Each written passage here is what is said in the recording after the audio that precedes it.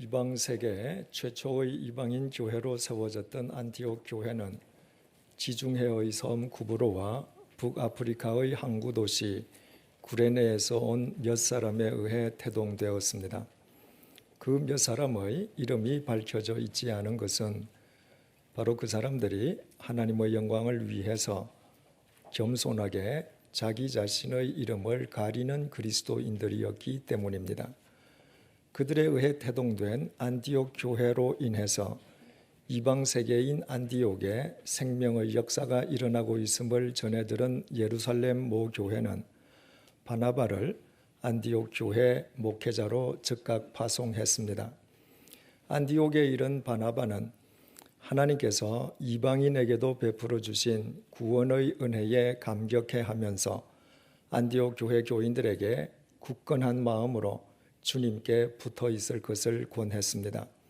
그리고 투철한 청지기 의식의 토대 위에서 매사 하나님의 소명에 순종하고 하나님의 선과 하나님의 공의를 실천하는 바나바의 헌신으로 안디옥 교회에는 날로 더 많은 사람들이 모여들게 되었습니다.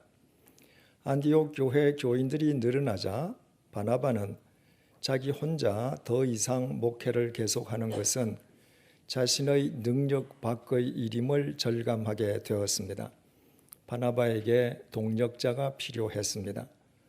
그때 바나바가 생각한 사람이 예전부터 바나바가 잘 알고 있던 그때까지 사울이라고 불리던 바울이었습니다. 당시 바울은 고향 다소에서 13년째 칩거하고 있는 중이었습니다. 바나바는 사람을 다소에 보내어서 바울로 하여금 자기 자신을 찾아오게 하지 않았습니다. 바나바는 무려 175km나 떨어져 있는 다소까지 바울을 직접 찾아가서 바울에게 자신과 함께 안디옥 교회를 공동 목회할 것을 제안했습니다. 바나바는 본문 24절의 증언처럼 그 정도로 착한 사람이었습니다. 바울은 바나바의 제안을 흔쾌히 수락했습니다. 바나바를 통해서 주님께서 바울 자신을 불러내고 계심을 믿었기 때문입니다. 본문 25절에서 26절의 증언을 보시겠습니다.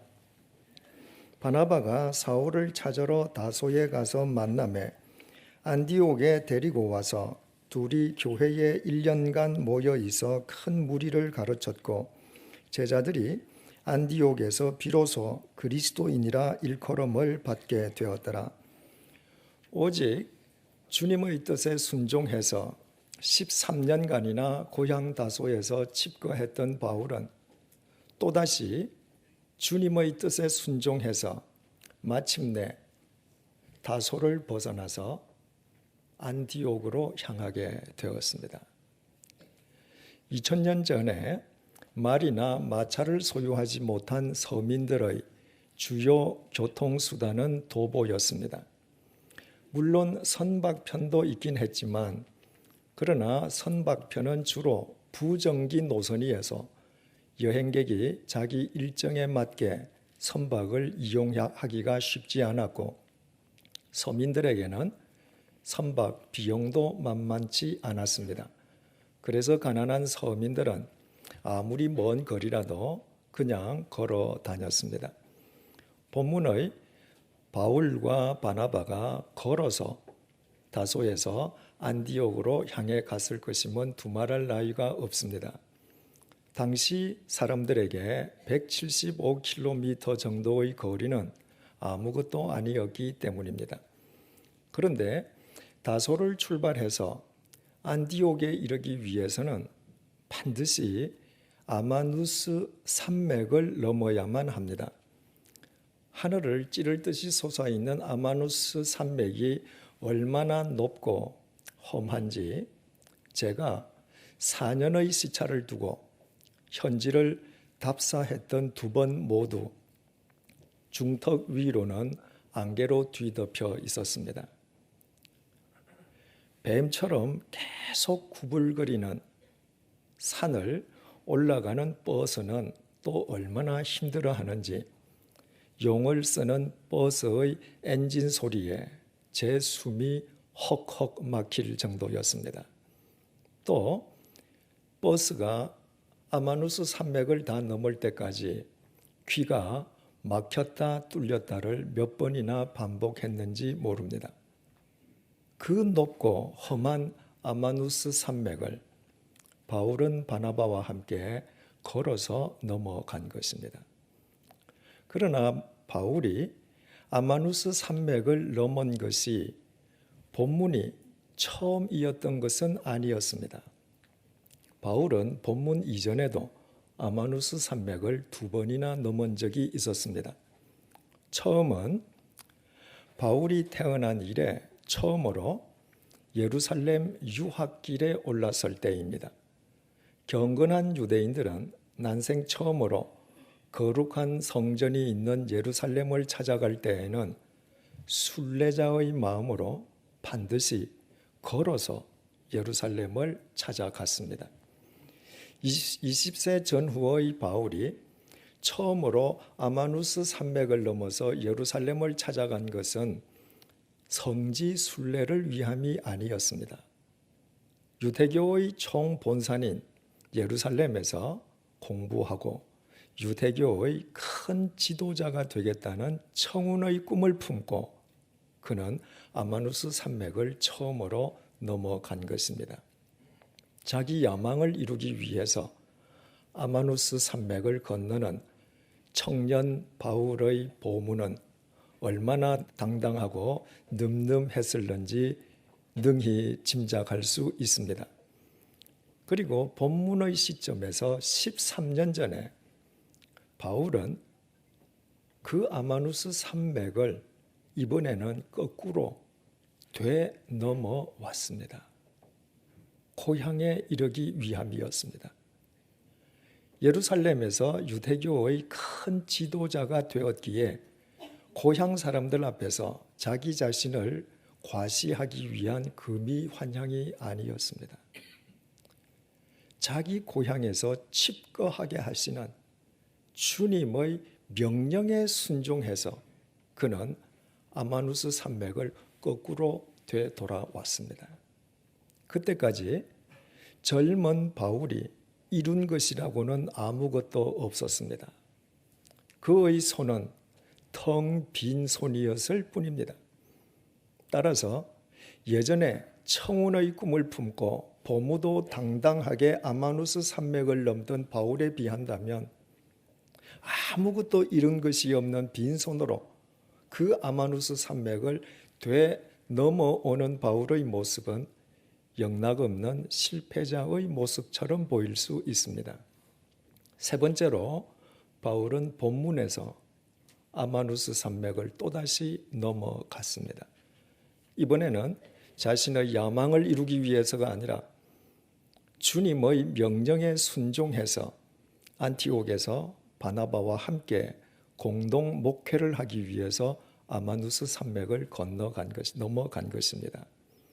이처럼 바울은 오랜 세월에 걸쳐 3번씩이나 아마누스 산맥을 건너갔지만 그러나 그가 3번씩 건너갔던 아마누스 산맥은 전혀 변함없이 그 자리에 그대로 있는 가운데에 바울이 그 산맥을 넘을 때마다 그의 행보의 의미는 전혀 달랐습니다. 우리는 모두 인생이라는 산맥을 매일매일 넘는 자라는 의미에서 본문의 바울과 실은 동일한 존재들입니다. 그렇다면 아마누스 산맥을 넘는 본문의 바울을 통해서 우리는 귀중한 교훈을 얻게 됩니다. 첫째, 자기 자신을 의지하고 인생 산맥을 넘는 것은 자기 생명을 스스로 해치는 백해무익한 자해 행위라는 것입니다. 20세 전후의 바울이 자기 야망을 이루기 위해서 보무도 당당하게 아마누스 산맥을 처음으로 넘을 때 그때의 바울은 자기 자신을 신봉하는 자기라는 우상 숭배자였습니다. 바울은 자신의 능력을 믿었고, 자신의 지성을 믿었고, 자신의 판단력을 믿었고, 자신의 의지를 믿었고, 자신의 신념을 믿었습니다. 그래서 바울이 한 것이 대체 무슨 일이었습니까? 자기 자신을 신봉하던 바울이 한 일이라고는 고작 진리를 짓밟고 예수 그리스도를 대적하고 수단과 방법을 가리지 않고 의로운 그리스도인들을 박해하는 것이었습니다. 진리가 때로 짓밟히는 것처럼 보이지만, 그러나 진리는 절대로 짓밟히지 않습니다. 진리는 영원하기 때문입니다. 그래서 진리를 짓밟는 사람은 실은 진리를 짓밟는 것이 아니라 진리를 외면한 자기 자신을 짓밟는 것입니다. 십자가에 못 박혀 돌아가신 예수님께서는 죽음 속에 머물러 계시지 않았습니다. 죽음을 깨트리고 부활하심으로 영원한 생명의 구주가 되셨습니다. 그러므로 영원한 생명이신 예수 그리스도를 대적하는 것은 예수 그리스도를 대적하는 것이 아닙니다. 영원한 생명 앞에서 자기 자신의 생명을 스스로 거스르는 자기 반역의 행위일 뿐입니다. 또 예수님께서 마태복음 5장을 통해서 무엇이라고 말씀하셨습니까? 의를 위하여 박해를 받은 자는 복이 있나니 천국이 그들의 것임이라. 나로 말미암아 너희를 욕하고 박해하고 거짓으로 너희를 거슬러 모든 악한 말을 할 때에는 너희에게 복이 있나니 기뻐하고 즐거워하라. 하늘에서 너희의 상이 큼이라. 너희 전에 있던 선지자들도 이같이 박해하였느니라. 그러므로 의인을 박해하는 것은 결코 의인을 박해하는 것이 아닙니다. 의인을 박해하는 것은 그 의인으로 하여금 하나님 나라에서 하나님 상을 받도록 그를 도와주는 것을 의미하는 것이기에, 결과적으로 의인을 박해하는 사람은 자기 자신에게 하나님의 화를 자초하는 자해 행위를 하고 있는 것입니다. 바울이 자기 자신을 신봉하고 있던 시절에 진리를 짓밟고 예수 그리스도를 대적하고 의로운 그리스도인들을 박해했지만, 실은 그 모든 일들을 통해서 바울은 자기 자신을 스스로 죽이는 자해 행위를 하고 있었던 셈이었습니다. 만약에 주님께서 다메섹 도상에서 바울을 사로잡아 주시지 않았던들, 바울은 일평생토록 자기 생명을 갉아먹는 자해 행위를 하다가 2000년 전에 이스라엘의 어느 공동묘지에서 한 줌의 흙으로 흔적도 없이 사라져버리고 말았을 것입니다. 대체 인간의 실상이 무엇입니까? 야고보서 4장 13절에서 14절이 대답해 줍니다. 들으라, 너희 중에 말하기를 오늘이나 내일이나 우리가 어떤 도시에 가서 거기서 1년을 머물며 장사하여 이익을 보리라 하는 자들아, 내일 일을 너희가 알지 못하는도다. 너희 생명이 무엇이냐? 너희는 잠깐 보이다가 없어지는 안개니라. 육체를 지닌 모든 인간은 설령 천하 제왕이라 할지라도 하나님 앞에서는 잠시 있다가 흔적도 없이 사라지는 안개에 불과할 뿐입니다. 태양 앞에서 안개가 안개 자신을 지킬 수 있겠습니까?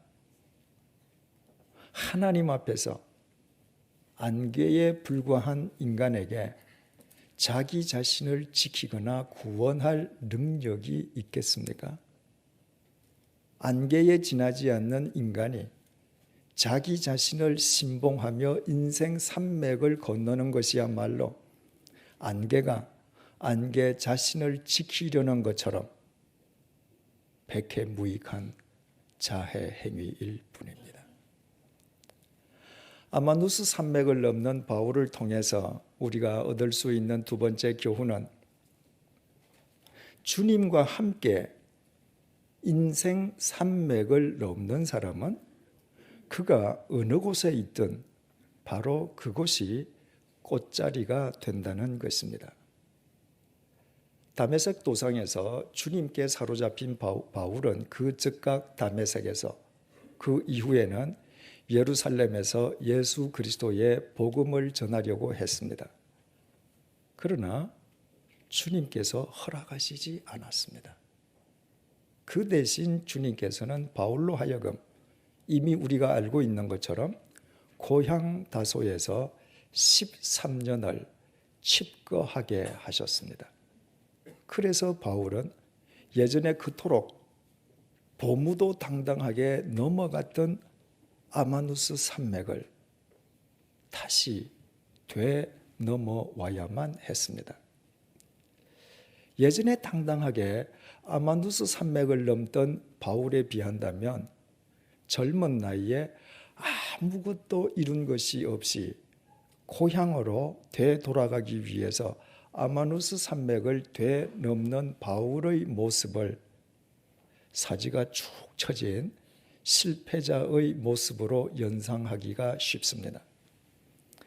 그러나 그것은 세속적 관점에 기인한 착각일 따름입니다.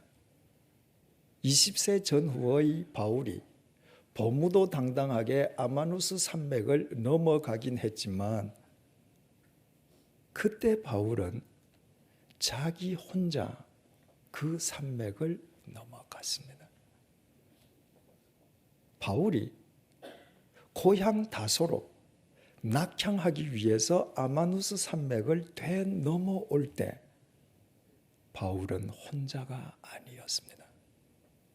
바울은 주님과 함께 아마누스 산맥을 되넘어왔습니다. 아마누스 산맥을 되넘어오는 바울 혼자라고 보는 사람은 바울을 실패자라고 간주할 것입니다. 그러나 바울은 결코 실패자가 아니었습니다. 그는 주님과 함께였습니다. 주님 안에는 오묘하신 주님의 뜻만 있을 뿐 결코 실패가 있을 수 없습니다.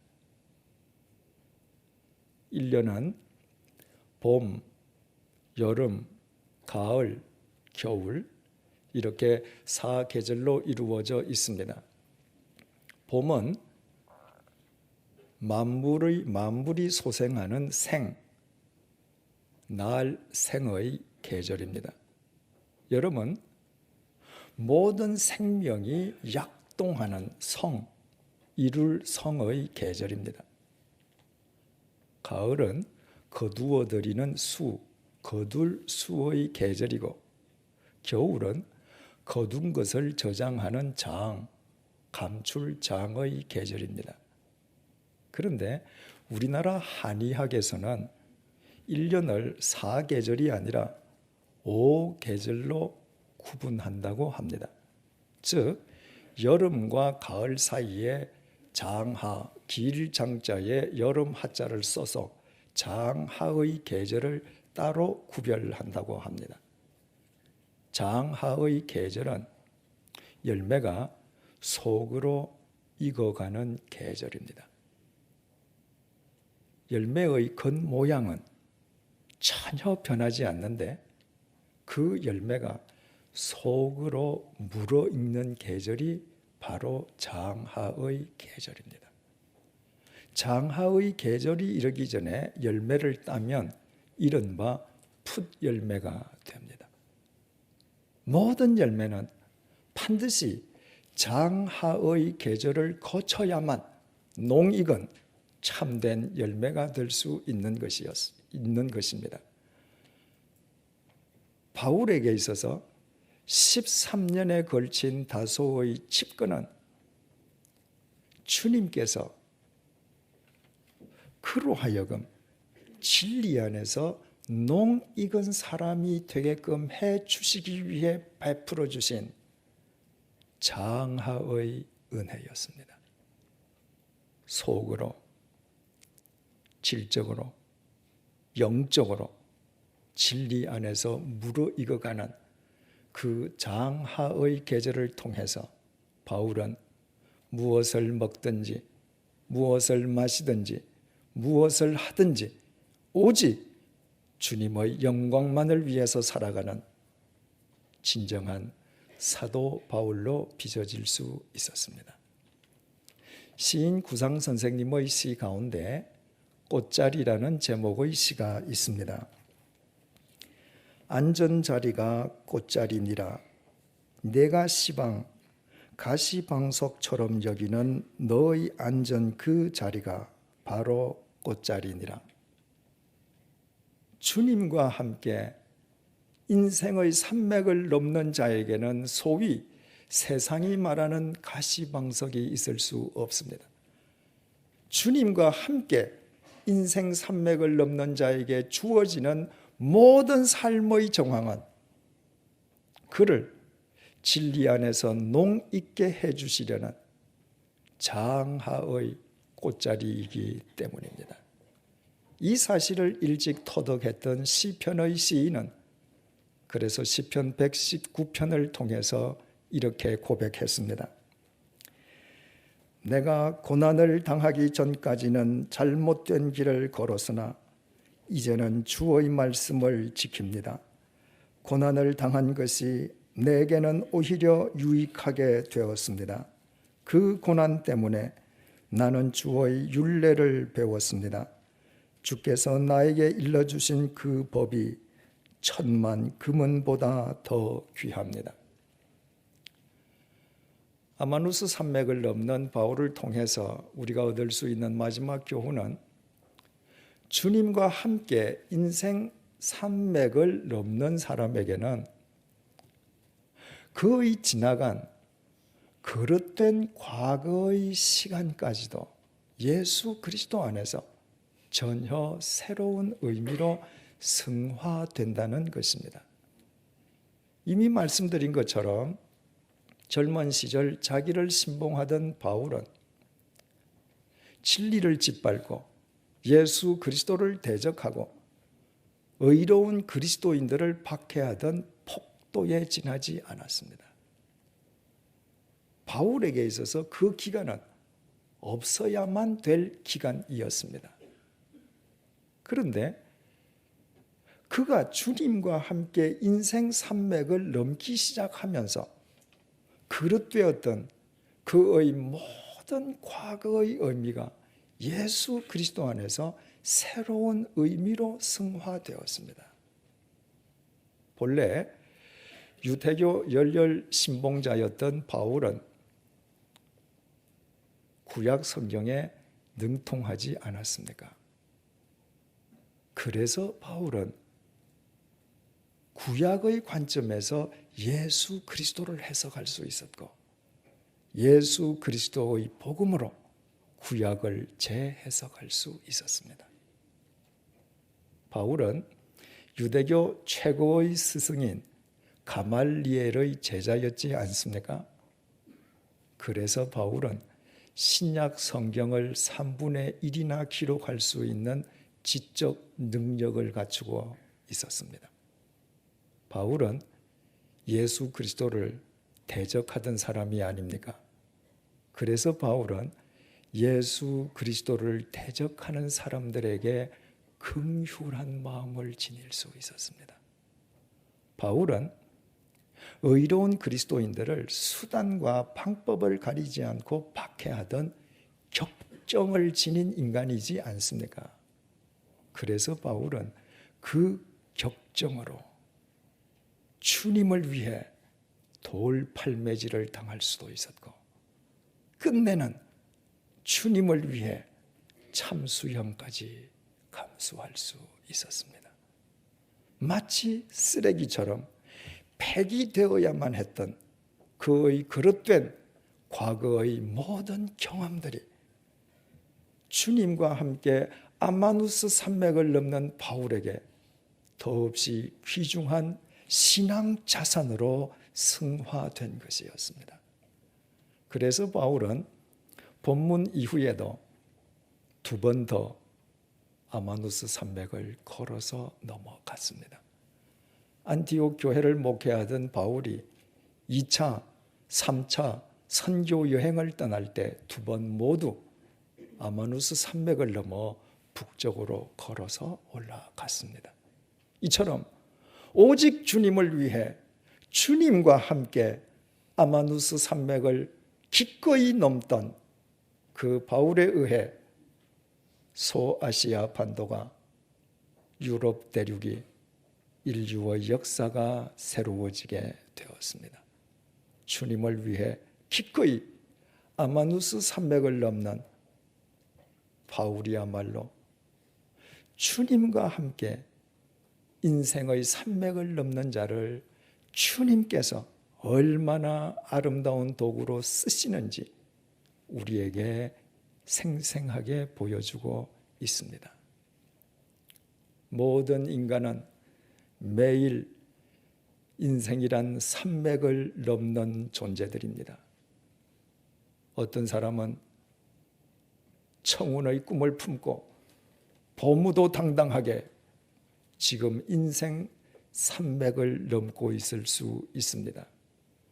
어떤 사람은 이미 자신의 야망이 무산된 채 마치 실패자처럼 예전에 그토록 당당하게 넘어갔던 인생 산맥을 거꾸로 되넘어오고 있을 수도 있습니다. 어떤 사람은 또 다른 인생 계획을 위해서 인생 산맥을 한 번 더 또다시 넘고 있을 수도 있습니다. 이처럼 인생 산맥을 넘는 사람들의 모습과 그 행보의 의미는 이 세상 사람들의 숫자만큼이나 각양각색이지만 중요한 것은 오직 주님과 함께 인생 산맥을 넘는 사람의 인생만이 영원한 가치와 의미를 지닐 수 있다는 것입니다. 아무리 자신만만하게 보무도 당당하게 인생 산맥을 넘는 사람이 있다 할지라도 그의 행보가 예수 그리스도와 무관하다면 그가 길을 쓰고 넘어간 인생 산맥 너머에서 그를 기다리는 것은 공동묘지일 수밖에 없습니다. 자기를 의지하고 인생 산맥을 넘는 것은 자기 스스로를 죽이는 자해 행위에 지나지 않기 때문입니다. 사람이 이 세상에 태어나서 단지 죽기 위해 길을 쓰고 인생 산맥을 넘어간다면 그보다 더 어리석은 사람, 더 어리석은 짓이 어디에 있겠습니까? 사랑하는 교우 여러분, 우리 모두 본문 속의 바울처럼 오직 말씀과 기도를 통해 주님을 모시고 주님과 함께 주님 안에서 매일 인생 산맥을 넘어가십시다. 우리가 주님과 함께 매일 인생 산맥을 넘는 한 설령 내가 실패자처럼 예전에 당당하게 넘어갔던 인생 산맥을 거꾸로 되넘어오고 있다고 해도 아무 문제가 될 것은 없습니다. 우리가 주님과 함께 인생 산맥을 넘는 한 설령 우리가 빈 주머니, 빈 손으로 인생 산맥을 넘는다 해도 아무 상관이 없습니다. 우리가 주님과 함께 인생 산맥을 넘는 한 우리에게 주어지는 모든 상황은 우리를 진리 안에서 농 있게 해 주시려는 장하의 꽃자리일 것이기 때문입니다. 우리가 주님과 인생 산맥을 넘는 한 지난 세월 동안 어긋나고 그릇되었던 우리의 모든 과거의 의미마저도 예수 그리스도 안에서 새로운 의미로 승화될 것이기 때문입니다. 우리가 주님과 함께 인생 산맥을 넘는 한 우리의 삶을 통해 이 시대를 위한 주님의 뜻이 반드시 이루어질 것이기 때문입니다. 기도하시겠습니다. 주님, 나는 그동안 나 자신이라는 우상을 숭배해 왔습니다. 나의 능력을 믿고 나의 신념을 믿고 나의 지성을 믿고 나의 판단을 믿고 내가 지닌 것들을 믿으며 나 홀로 내 인생 산맥을 넘어왔습니다. 그 결과 세상적으로 많은 것을 얻고 성취한 것 같은데 주님의 말씀 앞에서 곰곰이 생각해 보니 그동안 내가 이룬 것들 가운데 나의 코끝에서 호흡이 멈추는 순간 나를 책임져 줄 것이라고는 아무것도 없음을 깨닫습니다. 그동안 나를 영원히 책임져 줄 수 없는 것들을 위해 내 생을 거느라 도리어 나의 생명을 거스르며 자해해 왔음을 통감합니다. 나의 이 어리석음을 회개하오니 주님 너그러이 용서해 주십시오. 주님께서 어리석기 짝이 없는 나를 버리시지 않고 이 시간에도 친히 찾아와 주심을 감사합니다. 이제부터 날마다 오직 말씀과 기도 속에서 주님과 함께 인생 산맥을 넘게 도와주십시오. 주님과 함께 인생 산맥을 넘는 내게 어떤 상황이 주어지든 그것은 나를 진리의 사람으로 농있게 해 주시려는 장하의 꽃자리임을 잊지 말게 해 주십시오. 주님과 함께 인생 산맥을 넘는 한 비록 내 자신은 볼품없고 나의 손과 주머니는 비어있다 해도 그것은 아무 문제가 되지 않음을 깨닫게 해 주십시오. 오히려 내가 볼품없기에 나를 통해 주님께서 드러나시고 나의 손과 주머니가 비어있기에 주님의 것으로 채워지는 진리의 역설을 경험하게 해 주십시오. 오직 주님과 함께 인생 산맥을 넘음으로 지난날 무의미하게 벌어졌던 나의 시간들과 경험들마저 주님 안에서 새로운 의미와 가치로 승화되게 해 주십시오. 그리하여 주님과 함께 인생 산맥을 넘는 우리로 인해 이 시대 속에 매일 새날 새 역사가 펼쳐지게 해 주십시오. 예수님의 이름으로 기도드립니다. 아멘.